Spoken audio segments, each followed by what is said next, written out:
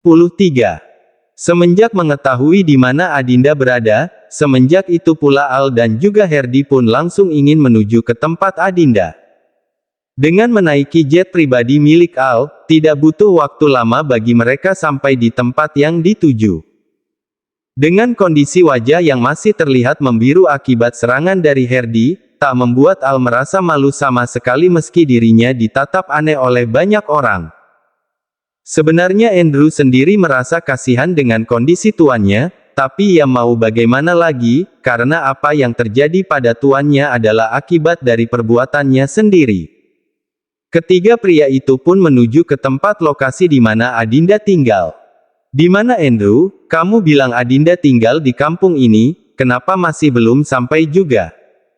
tanya Al yang sudah sedikit kesal karena dirinya tak kunjung sampai. "Saya sebenarnya tidak tahu pasti Tuan, di mana lokasi rumah Adinda Tuan, tapi yang pasti menurut alamat yang saya dapat dari pedagang wanita di pasar, Adinda tinggal di kampung yang perumahannya hanya ditempati 10 kepala keluarga saja Tuan," sahut Andrew di sela-sela langkahnya. Ketiga pria itu pun terus melangkahkan kakinya. Dan kini mereka telah berada di sebuah area perkampungan mini yang Andrew maksud. Terlihat di sana ada sebuah gang kecil untuk masuk ke perkampungan mini itu. Sepanjang jalan Al memperhatikan apa yang ada di sekelilingnya, hatinya begitu teriris. Al merasa hatinya begitu teriris dengan apa yang dilihatnya, bagaimana tidak, dirinya tinggal di sebuah kawasan yang sangat elit, tetapi Adinda dalam keadaan yang sedang mengandung anak-anaknya harus tinggal di lingkungan yang terpencil dan jauh dari kehidupan standar lingkungan kehidupan orang pada umumnya. "Tuan, sepertinya itu rumah Adinda," tunjuk Andrew pada sebuah rumah kecil yang ada di ujung barat sendiri. Menurut info dari ibu pedagang di pasar, itulah rumah Adinda, rumah kecil yang ada di ujung barat sana dengan catnya yang berwarna putih. Imbu Andrew lagi. Al sama sekali tidak merespon dengan apa yang diucapkan oleh Andrew, dirinya hanya fokus pada kemana arah tangan Andrew menunjuk. Mereka terus melangkah beberapa meter ke depan, hingga sampailah mereka kini di depan rumah Adinda, sebuah rumah kecil yang bahkan lebih kecil dari 9 rumah yang lain. Melihat Adinda yang tinggal di sebuah rumah yang seperti ini, benar-benar membuat hati Al semakin tersayat. Bagaimana tidak, Adinda yang sedang mengandung anak-anaknya harus tinggal di sebuah tempat yang sangat jauh dari kata layak.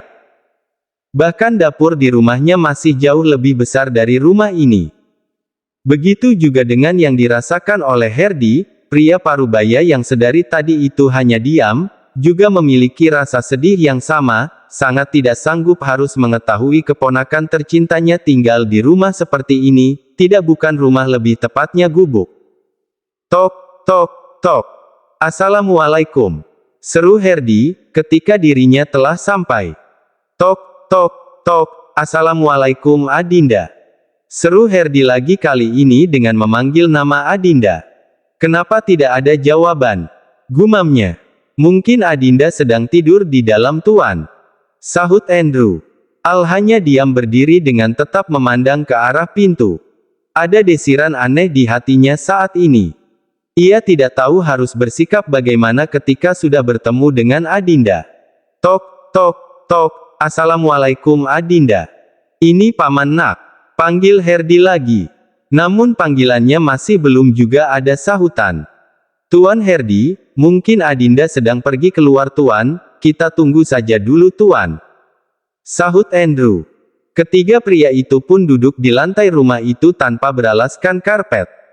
Hingga setelah beberapa menit lamanya, lewatlah seorang ibu yang sudah berusia 60 tahunan di depan rumah yang pernah ditinggali Adinda. "Maaf, Anda semua sedang menunggu siapa ya?" tanya ibu itu setelah dirinya memasuki halaman kecil rumah itu. "Oh maaf ibu, kami orang dari kota, di mana ya orang pemilik rumah ini?" sahut Herdi. Ibu tua itu sedikit mengernyitkan alisnya. "Saya pemilik rumah ini Tuan," sahut ibu itu. Al dan Herdi begitu sangat terkejut mendengar jawaban dari wanita tua itu. Bukankah rumah ini adalah rumah Adinda? Maaf Ibu, jadi rumah ini rumah Ibu, bukan rumah Adinda. Kali ini Al yang bertanya. Setelah mendengar pertanyaan dari pemuda di hadapannya, ibu itu pun baru mengerti, siapa orang yang mereka maksud. Oh, jadi Tuan ini sedang mencari Nak Adinda dan ayahnya. Sayang sekali, Nak Adinda sudah pindah dari rumah ini Tuan, dan sekarang rumah ini saya yang menempati, karena Nak Adinda sudah memberikan rumah ini untuk saya Tuan. Sahut ibu tua itu. Dek, batin Al tertegun. Pindah? Pindah kemana? Tanya Herdi yang sudah mulai khawatir. Kalau soal Nak Adinda pindah kemana, saya kurang tahu Tuan, karena Nak Adinda sendiri tidak bilang ingin pindah kemana. Sahut ibu tua itu. Herdi merasa tak berdaya, tubuhnya seolah kehilangan tenaganya. Setelah 5 tahun lamanya ia baru menemukan sebuah jalan terang untuk menemukan sang keponakan. Tetapi kini, jalan itu seolah menjadi buntu, satu petunjuk untuk menemukan sang keponakan kini kembali hilang. Ibu, nama ibu siapa? Tanya Al pada ibu tua itu. Nama ibu, Ibu Aminah, Tuan muda bisa panggil ibu dengan Bu Minah. Sahut Bu Aminah. Bu Minah, sejak kapan Adinda pergi dari rumah ini? Tanya Al. Semenjak 4 bulan yang lalu Tuan muda. Sahut Bu Minah. Bu Minah, ini kartu nama saya benar-benar meminta tolong pada ibu, jika ada kemungkinan Adinda menghubungi ibu atau dia kembali lagi ke sini tolong ibu hubungi saya. Mohon Al dengan sangat dan memberikan kartu namanya. Tidak perlu, ibu tidak perlu menghubungi dia, jika Adinda menelpon ibu, segera hubungi saya saja karena saya adalah pamannya, sedangkan dia bukan siapa-siapa. Ucap Herdi sarkas dengan menarik dan menjatuhkan kartu nama milik Al. Mendapati perlakuan yang tak mengenakan dari Tuan Aditama, sama sekali tak membuat Al marah, ia sangat paham mengapa Tuan Aditama bersikap seperti itu padanya. Ini kartu nama saya, jadi jika ibu mengetahui suatu informasi apapun dari Adinda hubungi saya saja. Ucap Herdi dengan memberikan kartu namanya pada Bu Minah. Jika kedua tuan pengusaha itu sedang sibuk memberikan kartu nama untuk Bu Aminah, maka lain halnya dengan Andrew. Orang kepercayaan Al ini, semenjak mendengar kabar jika Adinda pergi dari rumahnya, membuat Andrew menjadi sibuk dengan pikirannya sendiri. Tenanglah Tuan Al, saya pastikan Adinda akan segera ditemukan. Batin Andrew berjanji. Tanpa terasa, waktu kini hampir menjelang malam. Matahari yang sudah cukup lama menyinari setiap bagian bumi itu pun sudah mulai menuju ke tempat peristirahatannya. Al, Tuan Herdi, dan juga Andrew, sudah memutuskan untuk kembali ke ibu kota meski kemungkinan nanti akan sampai di kediaman mereka hingga larut malam. Permisi ya Tuan. Sapa seorang wanita muda yang tiba saja menghentikan langkah ketiga pria itu. Ada apa Nona? Tanya Andrew. Begini Tuan, saya tadi sempat mendengar Anda semua yang sibuk mencari Adinda. Seru wanita itu dengan ekspresi sedikit judes. Sebaiknya Tuan ini jangan ada yang mencari Adinda lagi, apa Tuan tahu apa alasannya? Karena Adinda bukan anak baik-baik, buktinya dia hamil tanpa suami, pasti anak yang dikandungnya itu anak haram. Lanjut wanita itu lagi dengan ekspresi tak sukanya. Al yang mendengar kalimat hinaan itu pun seolah membuat seluruh aliran darah di tubuhnya menjadi mendidih. Apa katamu, dasar wanita sialan? Pekik Al marah dan langsung mencengkram kuat lengan kiri wanita itu. Beraninya kamu mengatakan itu dasar wanita sialan, akan aku buat rumah reotmu itu sekarang juga rata dengan tanah. Sungut Al dengan amarah yang sudah menutupi mata hatinya. Wanita muda yang sudah menghina Adinda dan juga anak Al, langsung menjadi ketakutan. Ia yang awalnya ingin menjelek-jelekkan Adinda karena ingin mendapat keuntungan dari ketiga tuan ini, malah bernasib mengenaskan. Maaf Tuan, ampuni saya saya tadi tidak bermaksud bicara seperti itu. Sahut wanita itu yang sudah ketakutan pada Al. Tidak bermaksud kamu bilang, kamu pikir aku bodoh hah? Bentak Al lagi. Tuan tolong maafkan saya tidak sengaja melakukannya Tuan. Seru wanita itu lagi. Sudah tidak bisa dibayangkan bagaimana takutnya wanita itu. Tuan Al, Tuan sudah Tuan, lepaskan dia Tuan. Seru Andrew yang sudah merasa kasihan pada wanita itu. Tidak bisa, wanita ini harus diberi pelajaran. Sahut Al dengan masih diselimuti api amarahnya. Tuan Al, saya mohon kendalikan diri Tuan, jangan memperdulikan wanita ini Tuan. Sekarang yang menjadi tujuan utama kita adalah mencari dan menemukan Adinda Tuan. Saya yakin saat ini Adinda dan anak-anak Tuan sangatlah membutuhkan Tuan. Seru Andrew pada akhirnya. Seketika itu Al langsung tersadar dari api amarahnya. Ia melepas cengkraman kuat tadi dari wanita itu. Yang dikatakan oleh asistennya memanglah benar. Seharusnya ia lebih bisa mengontrol emosinya, dan harus sesegera mungkin menemukan Adinda dan juga anak-anaknya. Mari Tuan. Seru Andrew. Melihat respon Al yang begitu membela Adinda dan cucunya, membuat hati Herdi sedikit melunak. Ternyata memang benar, Al adalah pemuda yang sangat bertanggung jawab, hanya saja mungkin pada saat itu nasib baik sedang tidak berpihak padanya.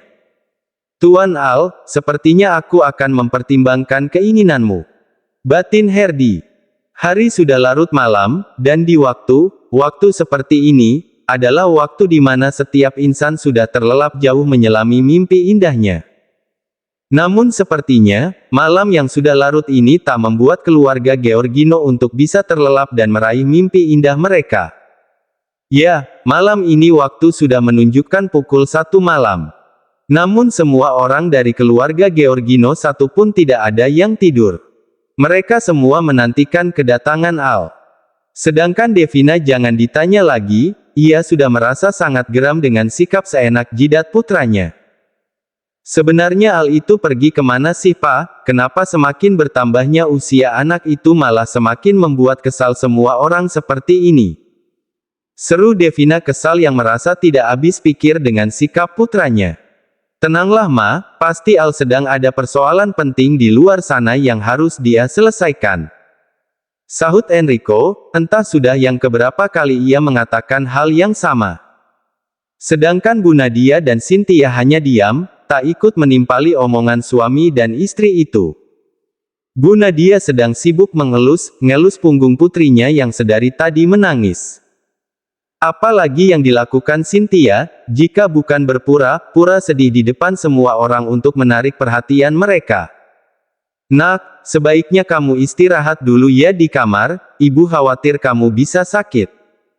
Seru Bu Nadia lembut pada putrinya. Tidak Bu, Cynthia mau tetap di sini menunggu Mas Al.